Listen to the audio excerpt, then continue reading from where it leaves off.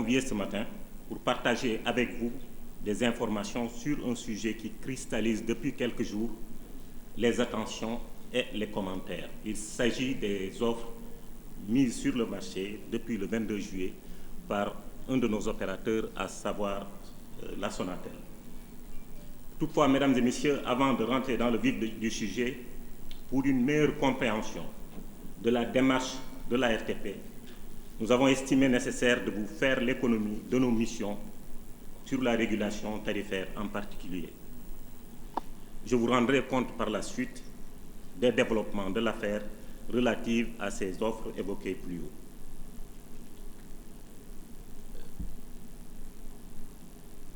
Mesdames et messieurs, nous avons d'abord eu à faire face à des plaintes déposées par les associations des consommateurs suite à ces dites offres dont j'ai parlé plus haut.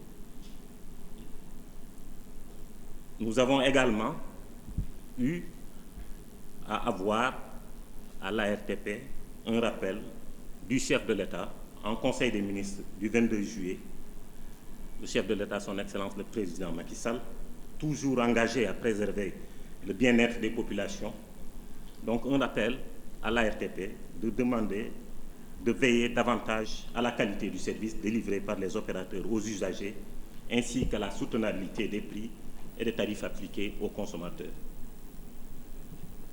Par la suite, nous avons eu à entreprendre beaucoup d'échanges avec la Sonatel, échanges qui ont donné à une injonction faite à l'opérateur par la RTP.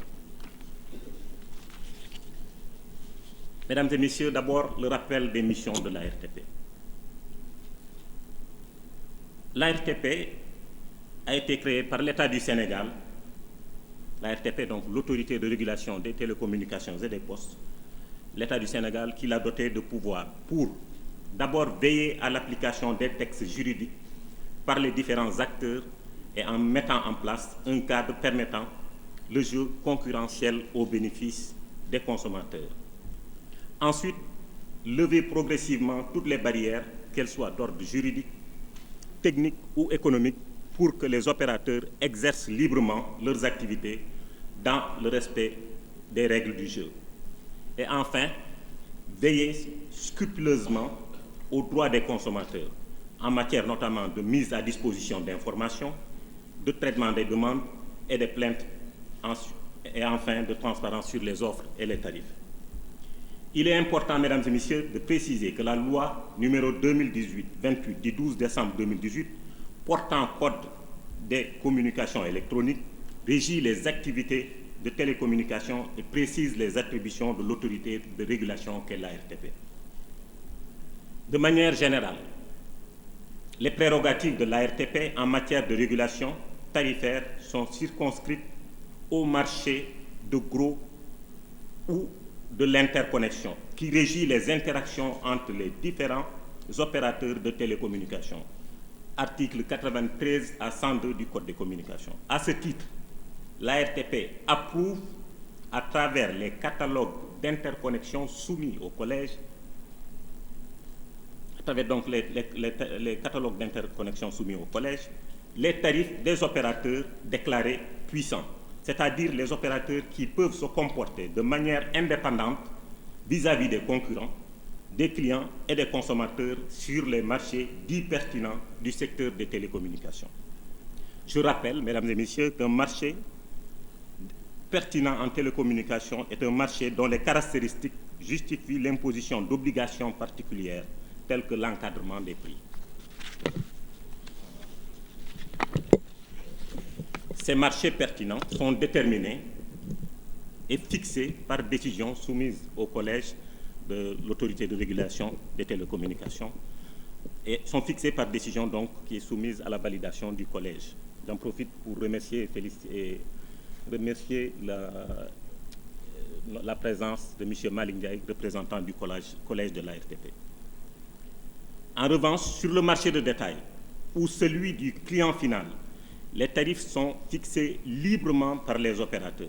Le rôle du régulateur sur ce marché se limite à la mise en œuvre des règles de saine concurrence entre acteurs. Toutefois, les tarifs des opérateurs puissants peuvent être encadrés par l'autorité de régulation. C'est l'article 24 du Code des télécommunications. Autrement dit, sur le marché de détail, le principe en vigueur est la libre concurrence. La règle est celle de la loi de l'offre et de la demande, où les opérateurs sont tous soumis à la sanction positive ou négative du consommateur. En résumé, seul le marché de gros ou marché de l'interconnexion fait l'objet d'une régulation tarifaire. Ensuite, le marché de détail, donc celui du client final, est régi par les règles de concurrence. Les opérateurs fixent librement leurs offres et les tarifs de leurs offres. Enfin, l'autorité de régulation a la possibilité, en cas de dysfonctionnement, de prendre des mesures d'encadrement tarifaire sur le marché de détail. Mesdames et messieurs, je vais par la suite vous faire l'économie de la procédure qui a suivi pour le traitement des saisines suite aux offres de l'opérateur Orange Sonatel déposées sur le marché le 22 juillet 2020. La RTP ayant été saisie par les associations de consommateurs à la suite de la mise sur le marché par Sonatel de ces nouvelles offres le 22 juillet 2020, s'est investie à les instruire en suivant une procédure dans le respect du principe du contradictoire. C'est ainsi que les étapes graduelles suivantes ont été suivies dans le cadre de cette affaire. La première étape a été, dès la mise donc, sur le marché de ces offres, faite par l'ARTP de demander à Sonatel d'informer par des supports de communication appropriés les consommateurs sur les nouvelles offres et leur contenu et de répondre à leurs interpellations par lettre en date du 24 juillet 2020. La deuxième étape a consisté à organiser une rencontre le 6 août 2020 avec les associations de consommateurs, rencontre au cours de laquelle les dites associations ont exposé leurs griefs à l'encontre de l'opérateur. La troisième étape a consisté à convoquer le directeur général de la Sonatel le 10 août 2020, où l'occasion lui a été donnée d'apporter des arguments par rapport à la saisine des consommateurs, des associations de consommateurs et fournir ses propositions de sortie de crise. La RTP a ensuite fait injonction à Sonatel, par courrier en date du 10 août 2020, de suspendre jusqu'à nouvel ordre, conformément à la législation en vigueur, et à titre conservatoire les offres objets des saisines, le temps de poursuivre l'instruction.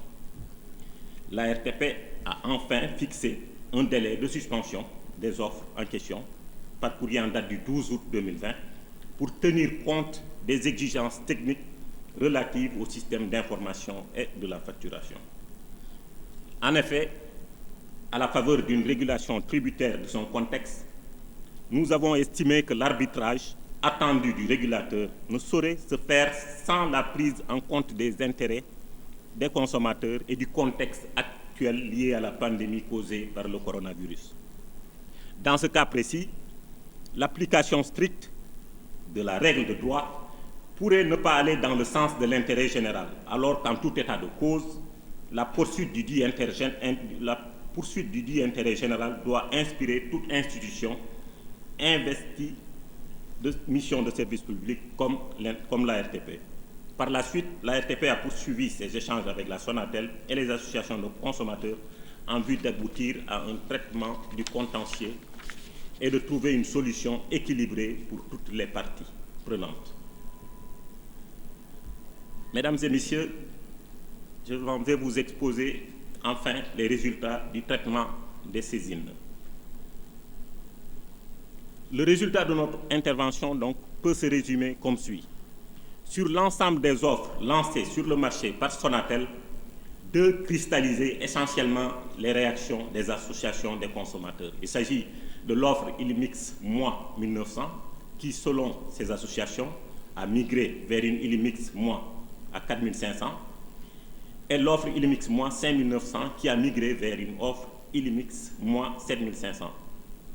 D'après donc les associations des consommateurs et les plaintes qui nous sont parvenues, ces deux offres ont donc connu une évolution de leur contenu et de leur prix. Les autres offres ne posaient pas de problème majeur. La Sonatel, quant à elle, a soutenu que l'usage de certains services dégrade fortement la qualité des services QoS. Tenant compte de l'injonction relative à la suspension à titre temporaire des offres décriées, la Sonatel a proposé l'introduction sur le marché de nouvelles offres alternatives, dont une à dominante voix à 2200 et une autre à dominante data à 5500. Il est important de rappeler qu'au profit du consommateur, les prix des deux offres décriées sont passés pendant la période de l'instruction des plaintes respectivement de 1900 à 4500, finalement à 2200 pour l'offre à dominante voix, avec 50 minutes de communication voix, tout réseau en sus et une baisse du volume data. Ensuite, pour l'offre de 5900, elle est passée donc de 5900 à 7500 pour ensuite descendre à 5500 pour l'offre à dominante data avec 3 gigaoctets de données en sus et une baisse du volume de communication voix. L'ensemble de ces mesures devrait permettre aux consommateurs de disposer d'une large palette d'offres lui permettant d'exercer le libre choix en fonction de ses usages et de son budget. À l'opérateur de réajuster ses offres en tenant compte des préoccupations du grand public tout en conservant la liberté de suivre la dynamique concurrentielle du marché et en veillant à la qualité des services fournis sur laquelle nous serons intransigeants. Enfin, au secteur des télécommunications, de préserver la valeur du marché, principal atout pour poursuivre les investissements nécessaires au développement technologique et à la promotion de l'innovation dans les services numériques de qualité et adaptés aux besoins de toutes les couches de la population sénégalaise. Je voudrais aussi vous rappeler que même si la loi confère aux opérateurs la liberté de fixer librement leurs offres et le prix de celles-ci, l'ARTP exerce un encadrement spécifique sur le marché de détail des télécommunications. Cet encadrement se manifeste par la fixation d'obligations spécifiques à Sonatel à travers sa filiale Sonatel Mobile, seul opérateur déclaré puissant sur les 4 marchés pertinents de détail. L'encadrement des promotions, l'amélioration de la dynamique concurrentielle sur le marché de la téléphonie mobile, la création d'un espace économique au profit des opérateurs concurrents et la mise en place de la portabilité des numéros mobiles, etc. Ces différents outils régulatoires mis en service ont permis une baisse continue des tarifs des services de télécommunications, ce qui confère à nos populations, ici au Sénégal, les tarifs les plus bas de l'espace CEDEAO et parmi les plus bas en Afrique rapportés au PIB. C'est l'occasion pour moi de saluer l'esprit de collaboration de Sonatel et de remercier surtout les associations de consommateurs pour leur démarche citoyenne, responsable et le temps qu'elles ont consacré et la compréhension face à la mise en œuvre par l'ARTP des leviers de régulation nécessaires face à un contexte de pandémie. Devant le dénouement heureux de cette situation, il nous revient le plaisir de féliciter et de remercier chaleureusement le président de la République, son Excellence M. Macky Sall, auquel tout le mérite revient sur cette question. En effet, son souci permanent du bien-être des populations l'a amené dès les premières heures de ses offres à rappeler la nécessité d'assurer la soutenabilité des tarifs, la qualité du service et l'accessibilité surtout des services numériques pour le plus grand nombre.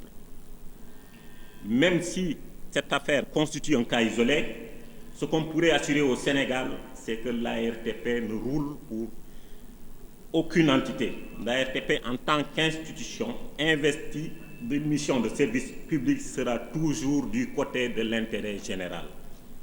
Enfin, je voudrais terminer mes propos sur la qualité de service, qui constitue un défi permanent pour l'ARTP et une exigence pour l'ensemble des opérateurs, tant cette qualité de service est décriée tous les jours.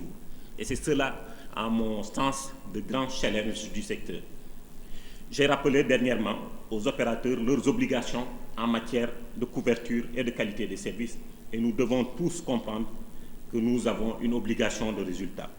Des engagements ont été pris par les opérateurs, les équipes de l'ARTP sont en train d'assurer le suivi. Enfin, avec mes équipes, je voudrais renouveler aux consommateurs mon engagement à ne ménager aucun effort pour une amélioration régulière, constante et permanente de la qualité des services et pour également l'innovation sur le secteur des télécommunications. Je voudrais vous réitérer mes remerciements pour le déplacement et pour...